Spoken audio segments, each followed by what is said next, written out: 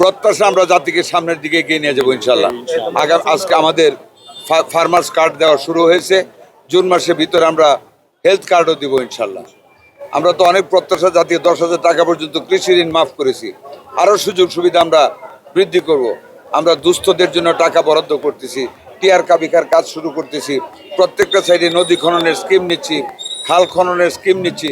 সামগ্রিকভাবে স্বাস্থ্য খাতে একটা ব্যাপক উন্নয়নের জন্য আমরা আগামী অর্থ বছরে বাজেটও বৃদ্ধি করবো ইনশাল্লাহ। কাজকর্মের গতিও আমাদের বেড়ে যাবে, কাজের গুণগত মানও বৃদ্ধি পাবে। যে দেশে মহামারীর মতন মিজেলস, যেটা হাম রোগ, হাম কিন্তু ছোটোবেলা আমাদেরও হয়েছে, প্রত্যেক বাচ্চাদের নাকি হাম হয়, কিন্তু এত বিপর্যয়কর অবস্থা হয় না। তার কারণ কিন্তু আমাদের খাদ্যাভ্যাস, পুষ্টির অভাব। এখন মায়েরা 6 মাস বাচ্চাদের বুকের দুধ দেয় না, ব্রেস্ট ফিডিংয়ের রেট কমে যাচ্ছে।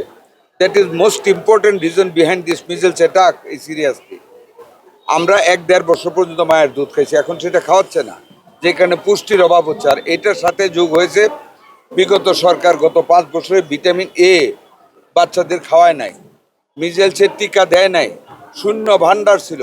সেইখান থেকে সাংবাদিকদের সহযোগিতায়, বিশেষ করে UNICEF, world health organization, Gavi, তাদের সহযোগিতা আমরা তড়িৎ গতিতে আমরা আমাদের মাননীয় প্রধানমন্ত্রীর গতিশীল এবং বিচক্ষণ নেতৃত্বে আমরা ভ্যাকসিন কালেক্ট করতে পেরেছি।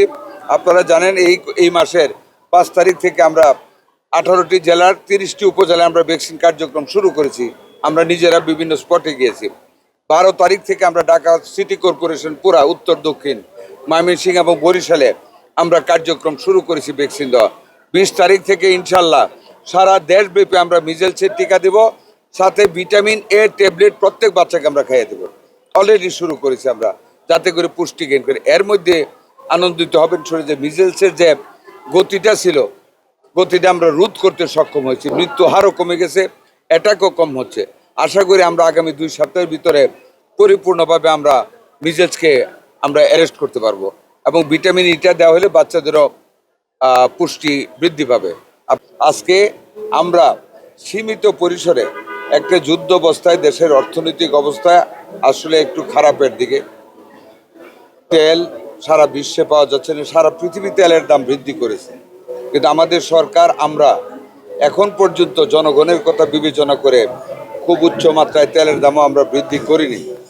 আমরা নিজেরা মন্ত্রী এমপিরা 30% আমাদের তেল যাতে আমরা কনজিউম করি, ওইটা আমরা কম কনজিউম করতেছি, কম গাড়ি ব্যবহার করতেছি। আমরা অনেক কিছু আমরা সাশ্রয় করার চেষ্টা করতেছি, দেশে যাতে মানুষের কষ্ট না হয় সেটা নিশ্চিত করার লক্ষ্যে।